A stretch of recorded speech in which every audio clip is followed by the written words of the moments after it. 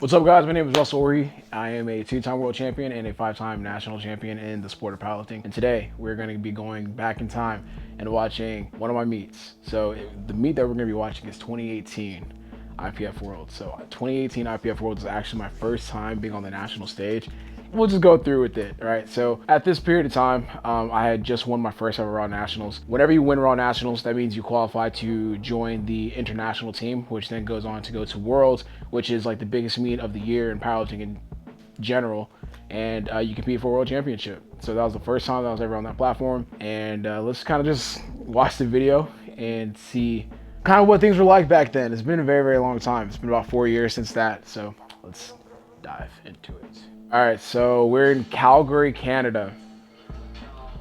Not too far away, honestly, from where I was at.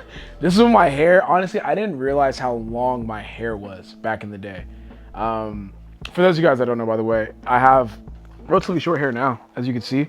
It's pretty low. But back then, my hair used to be extremely long when I really think about it. Like, I used to be able to pull it out all the way over here. Then there's Joey behind me, so let's continue watching. The socks. Oh my gosh. The original GBT. You got Tina.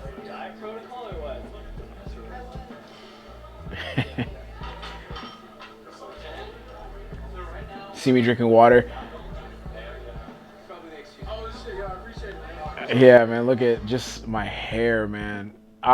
Man, my hair used to look insane. I'm so glad I cleaned that up. I just used to look so goofy. The reason why my hair is shorter now is because it's just, I'm 27 now. So it's just like to be able to kind of have like a more clean, more mature look to yourself is like really important to me. And just back then, I just looked very, very just all over the place. I'm dapping up Sean Noriega, which was one of the competitors that I've competed against for a very, very long time. He was there supporting his girlfriend at the time, Daniela. So he was kind of like backstage with me as well to kind of help with the meet and just help like kind of handle me and maybe just give some things that you weren't seeing.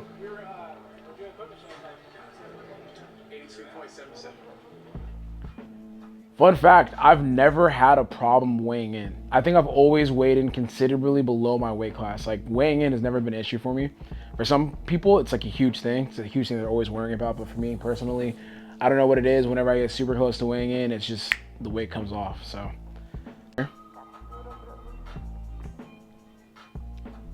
Alright, so today's day. Today we compete. There's not much to say, man. We're here. About to start warming up for squats.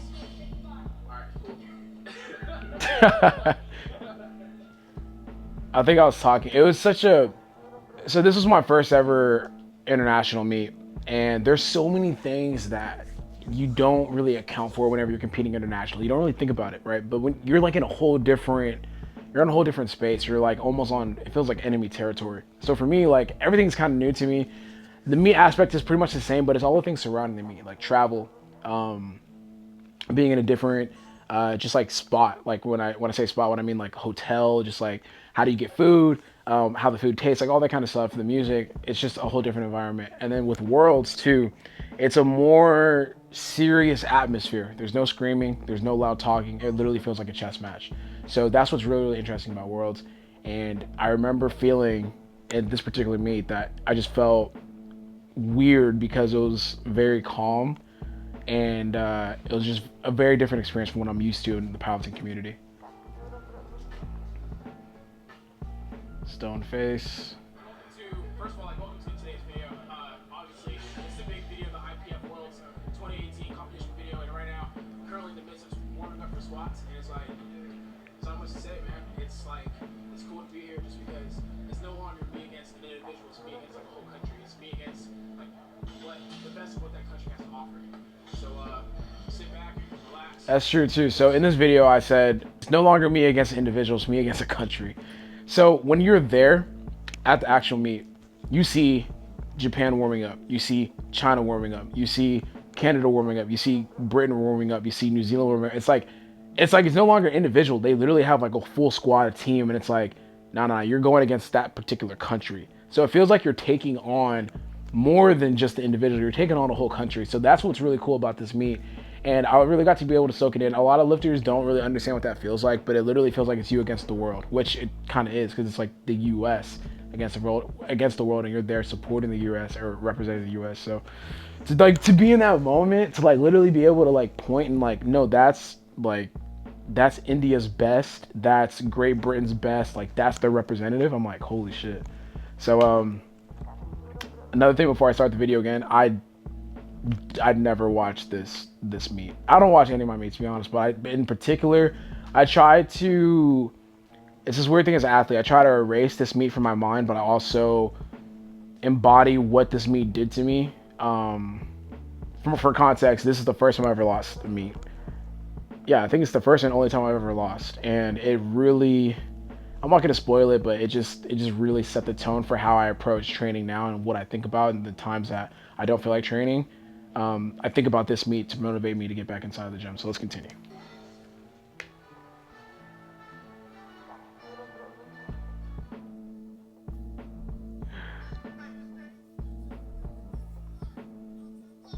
Yep. I don't like that. Why they put my ops in the video? Why they put my op in the video, bro? So this meet was, y'all didn't catch that. Maybe see, look at this keyframe. There's this keyframe with Brett Gibbs right there, and they literally put him in my video pointing at the camera. Whoever edited this video, Duhan, it wasn't you. That it was you. Someone hoed me when they made this video. Why they put my op in there like that? Anyways, let's continue. Look at that. He's pointing at the camera like, I'm coming for your ass. Man, why you put that in there? Okay, so squat number 1, 275 kg. If my math serves me correct, that's probably like 606. So people often ask me what do I do or what I think about whenever I'm about to squat. I think about getting the actual lift. I envision what that feels like. And I take my time with it, go through my cues. It's funny too, whenever they say squat, I don't go off of when they say squat. Like I actually don't hear the person. I just give myself ample time to kind of gather myself, really feel the weight, and then think about my training, right? So I know 600 pounds, 606 is on the bar. And I just think about all the times that I've hit 606 in training and how I've made that fly. So I build my confidence with that blank stare. So when you see me staring in the crowd or just staring, I'm just like thinking about all the moments that I've bodied this weight. Because oftentimes when you get on that platform, it's almost like deer in headlight type of feel, right? If you're not used to that moment, then it's just you're gonna have a rush of emotion. You're gonna forget your cues. You're gonna start doing a lot of different things that you never normally do. I just always think about training. I think about training, think about how I feel in training, think about how dominant and just, powerful I feel in the gym, and I try to channel that feeling in a meet so it just doesn't feel foreign. Load up.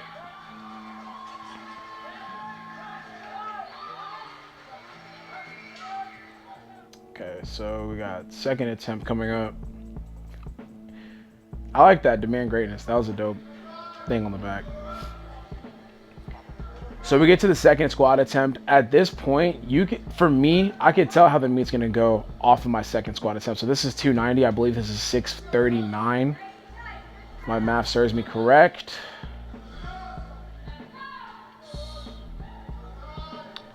All right, casual. I got my old school Vans on, taking my time envisioning. Yeah, so that was sick. I'm surprised. I moved pretty well. I look kind of chunky. Why do I look like that?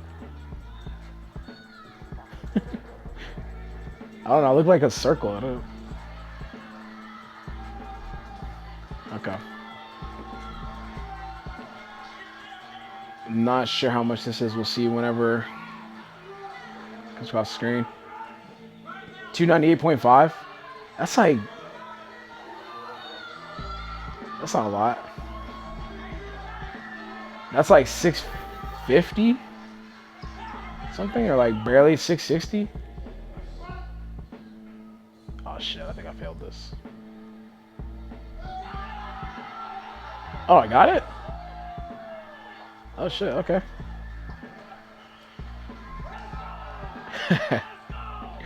What is that, though? Like, what, let me see, 298.5. Let's do the math on this, because I'm actually curious. I thought I missed it. 658. 658? Okay. So that was 658. It wasn't quite 660, but okay. All right, guys. So we just finished up a squat. That last attempt was a little bit rough. So what happened is I got into the hole. I lost tightness, and at that point. So, yeah, I mean, that last attempt, I think the nerves, I don't know if the nerves got the best of me, but it didn't look like I had the greatest of technique on it. Let me go back and look at it. So back then I had this habit, right? Whenever weight got super heavy and it was doing stuff that like, or it got to weight where I didn't feel too comfortable. Let me turn down the volume. Where I didn't feel too comfortable on, I would dive bomb into the hole. So dive bombing is when you basically just drop with no control. And when you do that, you kind of run the risk of just being very, very inconsistent. You can't really determine how you're going to hit that hole. So let me see if I go down a little bit. Yeah. I basically reverted back to my football tendencies and I just dive bombed straight into the hole. And I relied on kind of like that rebound effect to get out. I could tell I dive bombed when I did this little hitch at the top. So let's like look at this, right? Look at this. Boom. Look at that. Look at the explosive. I literally exploded into the hole. So like I'm gonna play it back one more time, almost like a football coach. At this very top, you see my chest kind of like cave. Ding, just come down extremely fast. That's not control. And let me just go back really briefly to show you guys again, maybe like on my second attempt. And pretty much the same thing, honestly. Maybe I just wasn't comfortable on squatter. This was like something that we worked on coming out of this meet. But definitely, I remember one of the coaching points that Joey had for me coming out of this meet is control. Because that's 658. I mean, that wasn't, just knowing what I could do now. And I'm just watching the squat. I'm like, I feel like my squat looks a lot different. You can literally go to my IG right now, maybe even go to my 765 squat that I hit like a couple weeks ago or last week. With that amount of weight, I controlled it going into the hole. I didn't dive bomb the way that I did here. So let's continue. Currently, it's like really, it's like neck and neck. So gotta keep working, stay focused, and start warming up the bench.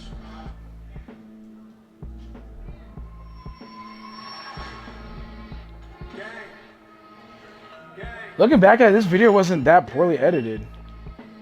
I remember there was a situation just was my videographer with me for this? No, he didn't make it. I know he didn't make it to Sweden. So you hired a media team. Okay, I did.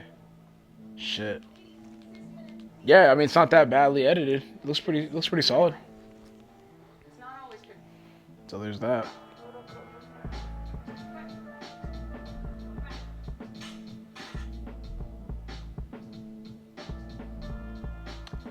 Constantly drinking Gatorade. You guys have to realize during the meat process, especially when you're doing a meat and you're cutting for weight, you have to continue like drinking water, drinking Gatorade that has electrolytes and sodium. Kind of keep that bloat going because I mean you're gonna be sweating, you're gonna be losing fluids. I hate bench. Never liked bench.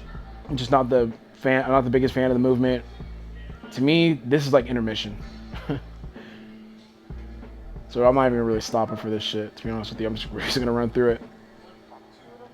177. What is that like 3? Is that like 380 or some 396 or some shit?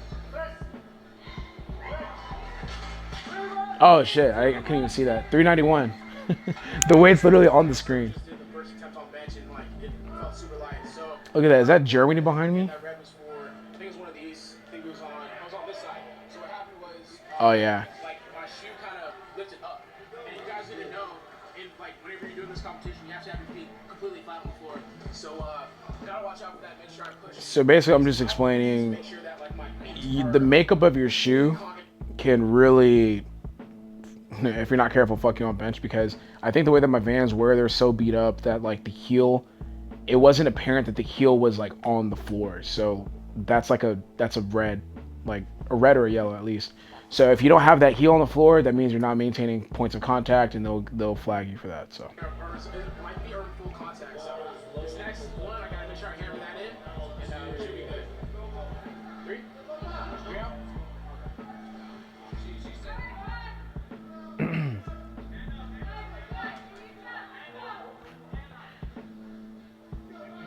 Taking my time to tell the spotter how I like my liftoffs. 185, that's 407. 185 kg, 407 pounds. Yeah, this one I had my... Is my pinky on the ring?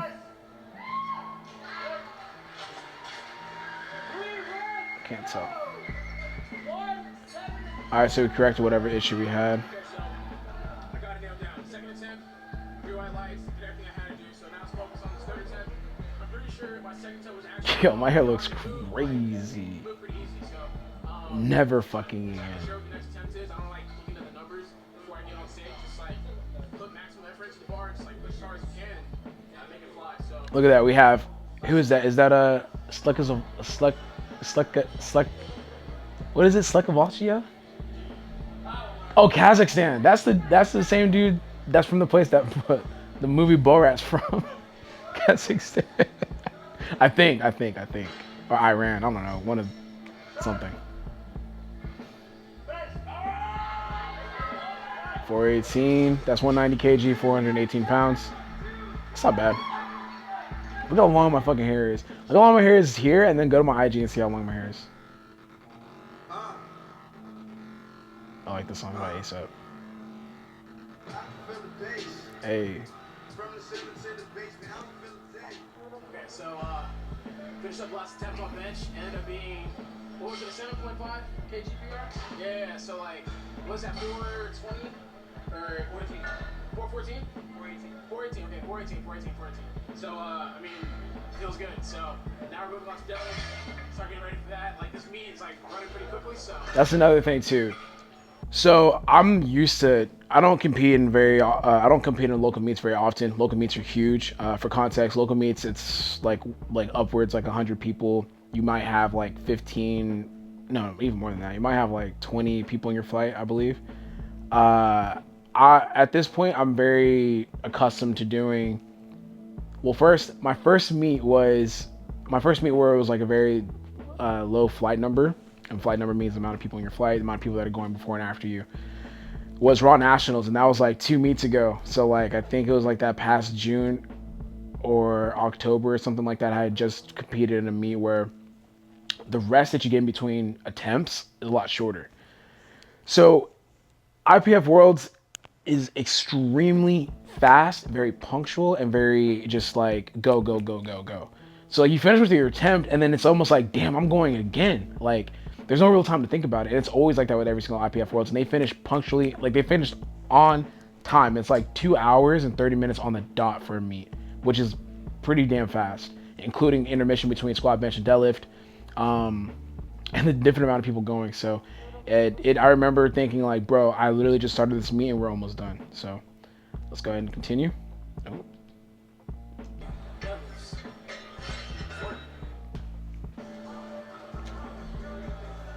Deads. Even just looking at my dead, I could just see like the amount of growth that I've had on my deadlifts. I think I was already a decently efficient deadlifter at this point, but I could just see it. Like that last warm-up set, I did a slight yank, whereas now I'm gonna contract my lats a little bit more to pull more slack out of the bar and initiate the pull before initiating the pull. This was back in the day where you could have your shirt off. They changed real recently where you could have your shirt off again on deads, but it wasn't like that before. 285 kg, which is 628 pounds.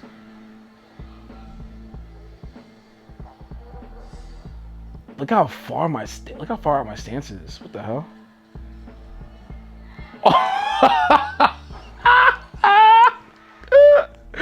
That moved like shit. For an opener, that didn't move good, and I'm looking at Joey's face. Can we get a zoom in at Joey's face? Like whenever we edit, get a zoom in at Joey's face. Look at Joey.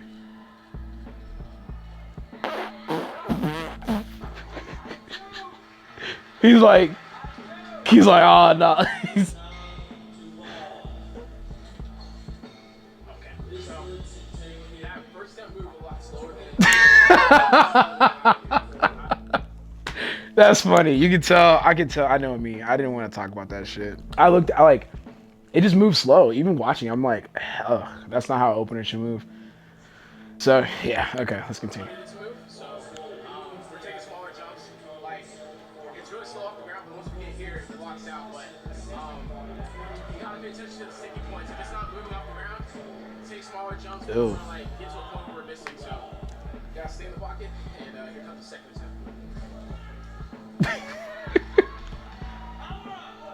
It was pretty evident at this point I lost the meet. 295 kg, which is 650. Not that big of a jump. Lord have mercy. Yeah, you could. Joey had. You could literally Joey, like you could see Joey. He ain't got no sauce for me. He's just like, damn, my man ain't got it no more. Not that he didn't want to hype me up, but it's just like it's pretty apparent. It's about to happen. I think that was 290 or 295 around there. So like now, I mean, it's once again it's slow off the ground, and then like once I get right here, it just walks out. So what's up? I'm not exactly sure what to put it in, but it's just like I gotta whatever's coming next. I gotta really like wear my team and just like try my best to get it off the ground. So that's what. This is 300 kg, y'all. 300 kg, which is 661 pounds. 661 pounds on deadlift for me.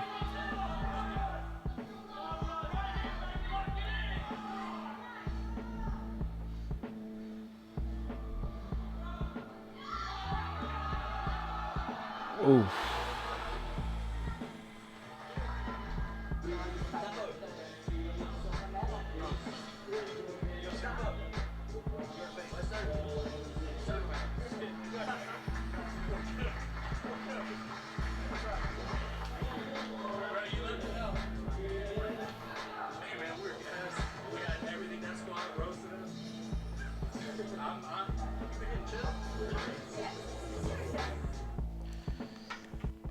So okay, so let me rewind. That dude with the beard, I mean, he blew me out of the water. I think he totaled 830 kg for this meet, and I think I totaled. It was some bullshit. I don't know. It wasn't anything good, but it got me second place. And I remember thinking, I'm like, I need to stand on this podium and just absorb this moment. I need to think about, all the things that happened during training, and just really take this moment to heart and feel it. I just sat there and I soaked it all in. So. All right.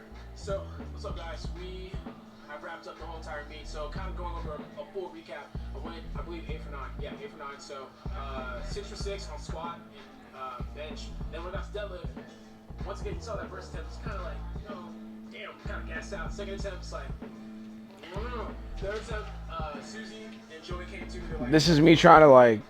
How would you think we hit? But we're gonna add When I get like this, I'm just 10 or 12.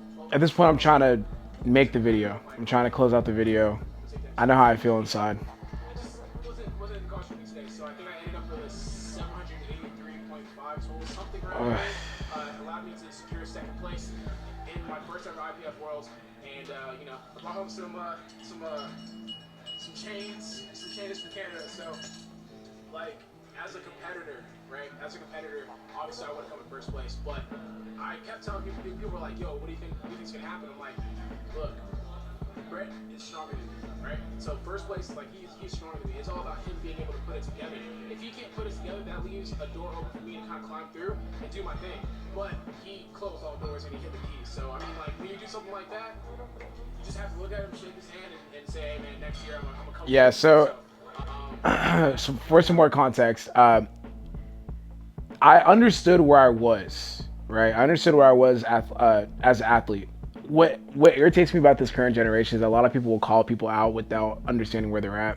I understood that Brett was stronger than me. I was like, look, man, this guy's stronger than me, but he had a history of just not putting meets together. So like he would go like maybe like, you know, 6 for 9 or just miss some things that maybe he shouldn't have missed. And I was like, I'm strong enough to make it interesting if he misses. And I was betting on my competitive nature to kind of like carry me through if that was going to be the case. But if he goes 9 for 9, I mean, it's not going to happen, right? But he went 9 for 9 and had the greatest meet at 83 I had ever had at that point. So I was like, I'm gonna give it my best shot, and if he messes up, he messes up. But yeah, he ain't mess up. So it was one of those things where I just sat on that platform and I was like, I really need to go back home and train harder. I need to get more on point with my nutrition. I need to understand what I'm doing inside of the gym isn't enough, and then I need to do more outside the gym as well when I come home and I eat food and I recover. So I remember this set me off on a whole different wavelength.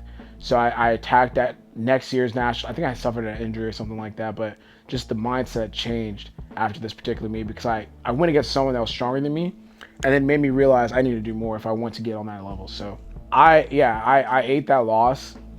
I think I finished this up, or maybe it was even after I got off the podium. I got off the podium and I looked at Joey and I said, I never want to feel this feeling ever fucking again in my life. And he turned to me and he's like, all right, like we'll make sure this doesn't happen again. And I mean, it hasn't since that point, but it just goes to show, like, you know, sometimes you gotta take your lickings in life. Like I took that L, and I just remember this was a very pivotal moment for me because I'm just like, I don't want to be that person that's like second. I don't care. Like there's no moral victory to that. There's nothing cool about that. To me, I just want to be first, and I work hard to be first. I don't work hard to say like, oh, you know, like, you know, I did my best, you know. Yeah, you did your best, but you know, we need more than that to win. So I just remember thinking specifically like, I won round 2 and I wanted to come back stronger and better. And this just set off a whole chain reaction that just kind of like led to where I'm at now. And it's just, I'm constantly not hungry. I'm never hungry. I'm never full. I'm always hungry, and I just constantly want to do more. So this meet definitely shaped a lot of who I am today because, you know, it's Wednesday. I'm going to be frank with you guys. It's Wednesday. These are the days where, you know, I typically don't like to train because it's just kind of like Monday and Tuesdays are high energy days. Wednesdays kind of take like the hit due to energy because like you gave your energy on the top half. But I think about moments like this on days like these to kind of keep me going. So perfect timing to watch this shit because I'm definitely going to train later today and be thankful for where I'm at, thankful for where I came from, and thankful for the work that I put in to get to this point. So shit. That was, I normally don't watch my meets. I don't watch my videos over again. So seeing this and seeing like a lot of the new stuff, just crazy. Cause I don't remember some of this stuff. Like I thought I missed my 3rd squat and my 3rd dead. So that's interesting. And I'll never. Loaded bar like this. Yeah, loaded bar collects. I was gonna say collective loaded barbell. And I'll never. Please like this video. Please like, comment, share, subscribe. Yeah, I'm never growing my hair out that long ever again. So, yeah. All right, guys, that was part 1. We're going to do part 2 now, right? Cool. Awesome. So thank you guys for tuning into this video. If you guys want to see more content like this, please let me know in the comment section and we'll get that out to you guys. But yeah, thank you guys for liking this video or watching this video. Like always, guys, like this video. Please like, comment, share, and subscribe. Get better today. I'm out. Peace.